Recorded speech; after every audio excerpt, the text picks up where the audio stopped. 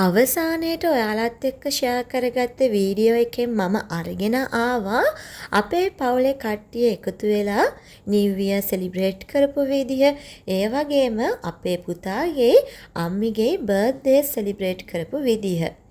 ඒ දවසේ හවස හැමෝටම කන්න මම කට්ලට්ස් ඒ වගේම පැටිස් හැදුවා. අද මම ඒ වීඩියෝ එක ඔයාලත් එක්ක ෂෙයා කරනවා.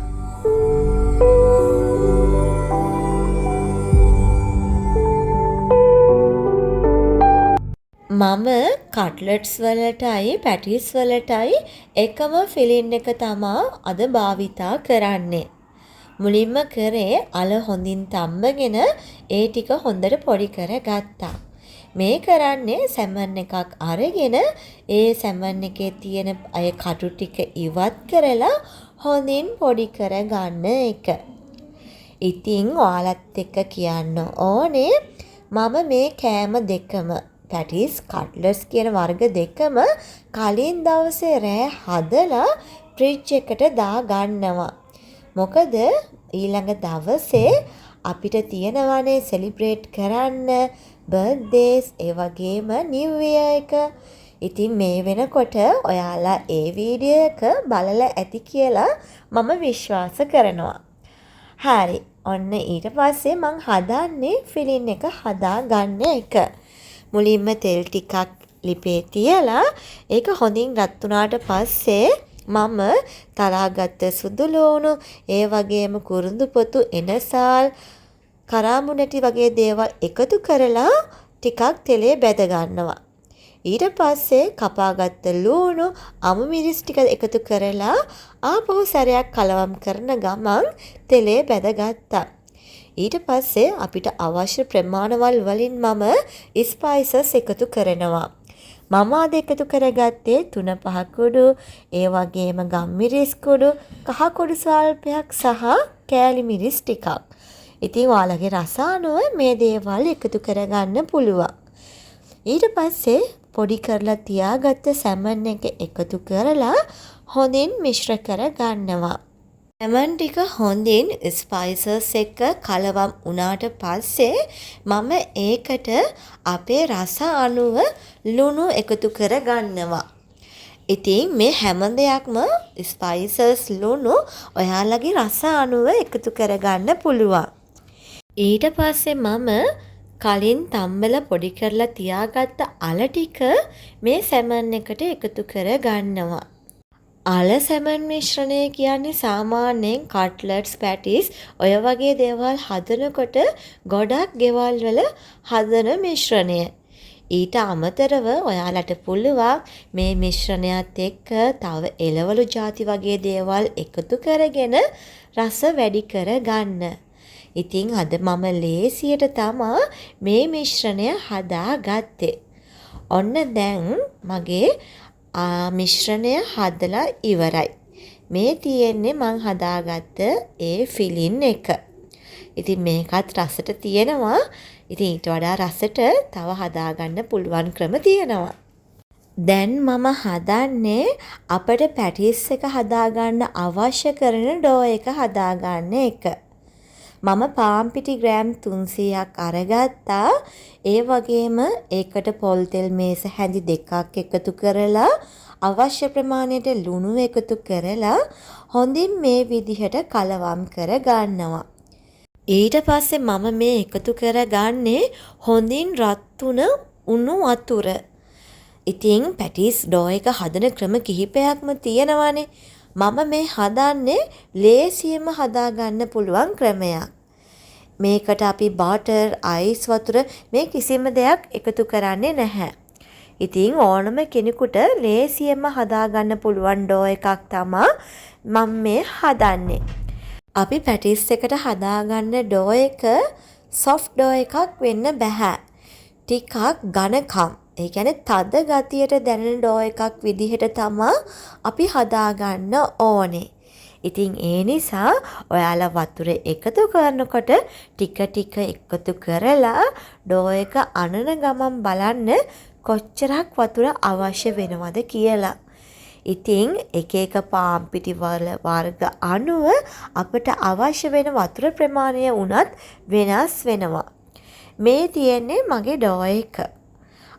ඊට පස්සේ මේ ඩෝ එක අපි හොඳට තුනී කරගන්න ඕනේ. ඩෝ එක තුනී කරගද්දී ගොඩාක් තුනී කරගන්නෙත් නැහැ. මොකද අපි ෆිලින් එක දාලා නමා ගන්නකොට ඩෝ එක ගොඩක් තුනී වුණාට පස්සේ අපේ ෆිලින් එක පිටට එන්න පුළුවන්. එහෙමයි කියලා ගොඩාක් ඝනකම් විදිහට අපි තුනී කරගන්නෙත් නැහැ. ඝනකම් වෙන්නත් බෑ, තුනී වෙන්නත් බෑ. සාමාන්‍යයෙන් මිලිමීටර් 3ක් වගේ වෙනකන් ඔයාට පුළුවන් මේ ඩෝ එක තුනී කරගන්න. ඒ වගේම තමා ඩෝ එක තුනී කරගන්නකොට රෝලින් පින් එකේ ඩෝ එක ඇලෙන්න පුළුවන් නිසා පොඩි පාන් පිටි ප්‍රමාණයක් ඩෝ එක මතට ඉහලා තුනී කරගන්න. තුනී කරගත්ත ඩෝ එක අපි පැටිස් ටික ලස්සනට හදාගන්න අවශ්‍ය නිසා මම මේ විදිහට මල් ළඟ කට එකක් නැති නිසා බෝතල් මූඩියක් අරගෙන රවුන්ඩ් ටික මේ විදිහට කට් කර ගන්නවා. ඔයාලා ළඟ කට එකක් තියෙනවා නම් මීට වඩා ලස්සනට ඔයාලට රවුන්ඩ් ටික හදාගන්න පුළුවන්. ඊට පස්සේ වැඩි පිටි ඩෝ එක අපි ඉවත් කරලා රවුන්ඩ් ටික ඉතුරු කරගෙන මේ විදිහට අපි එක රවුමක් මැදින් අපි හදාගත්ත ෆිලින් එක තියලා රවුම වටේට මම වතුර ටිකක් ගා ගන්නවා. මොකද පැටිස් එක නැමුවට පස්සේ ඒක හොඳින් ඇලවිලා සීල් කරගන්න අවශ්‍ය නිසා. පැටිස් එක නමාගෙන මේ විදිහට මම ඇඟිලි තුඩු වලින් සීල් කර ගන්නවා. ඇඟිලි තුඩු වලින් සීල් කරගත්තට පස්සේ ඒකේ හැඩේ තව ලස්සන වෙන්න මම කරන්නේ ගෑරුප්පුවක් අරගෙන මේ විදිහට සීල් කරගන්න ගමන් ලස්සනට හැඩේ හදාගන්න එක. ඒ වගේම තමයි ඉතින් ඔයාලා ගාව පැටිස් අච්චුවක් තියෙනවා නම් මේ විදිහට ගෑරුප්පුවකින් හැඩේ හදන්න අවශ්‍ය වෙන්නේත් නැහැ. සීල් කරන එකත් අපිට ඇඟිලි තුඩු භාවිතා කරලා කරන්න අවශ්‍ය වෙන්නේත් නැහැ.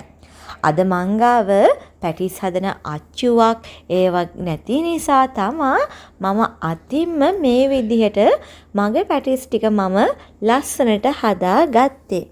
ඒ වගේම තමා අපේ පැටිස් ටික ලස්සන වෙන්න තව හේතුවක් අපි භාවිතා කරන ෆිලින් එක වැඩිපුර මේ පැටිස් එකට තියලා අපි නමා ගන්න එක.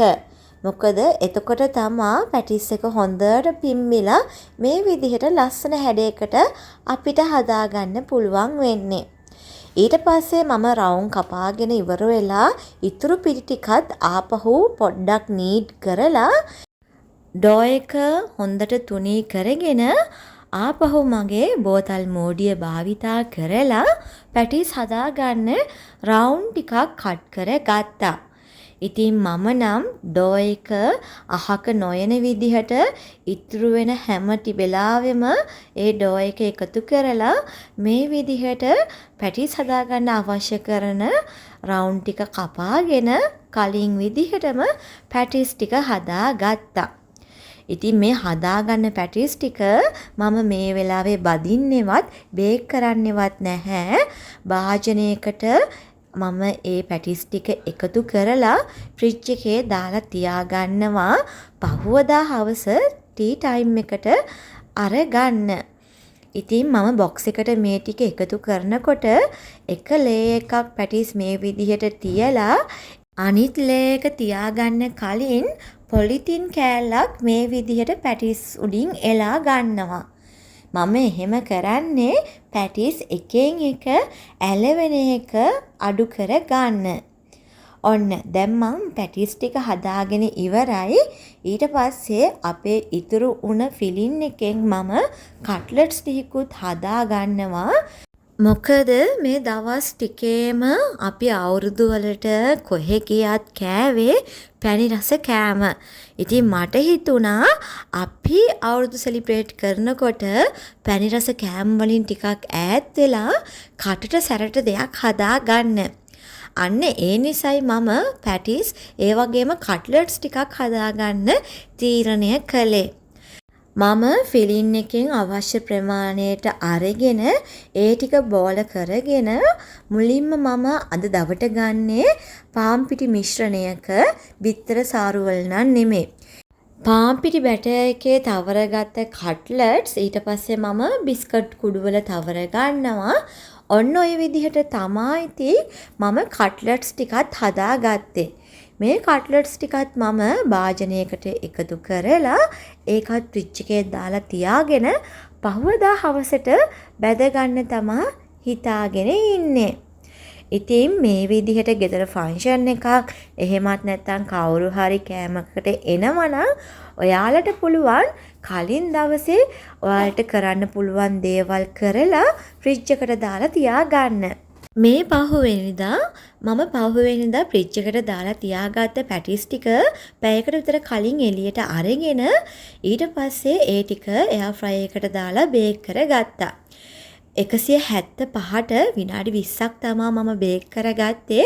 බේක් කරගන්න කලින් හදාගෙන තියාගත්ත පැටිස් උඩින් මම බිත්තර සාරු දවට ගත්තා. එතකොට තමයි ලස්සනට රන්වන් පාටට අපිට පැටිස් ටික ගන්න පුළුවන් වෙන්නේ. ඊට පස්සේ කට්ලට්ස් ටිකත් මම බැදගත්තා. මේ තියෙන්නේ මම හදාගත්ත පැටිස් ඒ වගේම කට්ලට්ස්. මේ වෙලාවේ තව කට්ලට්ස් බැදෙන ගමන් තමයි තියෙන්නේ.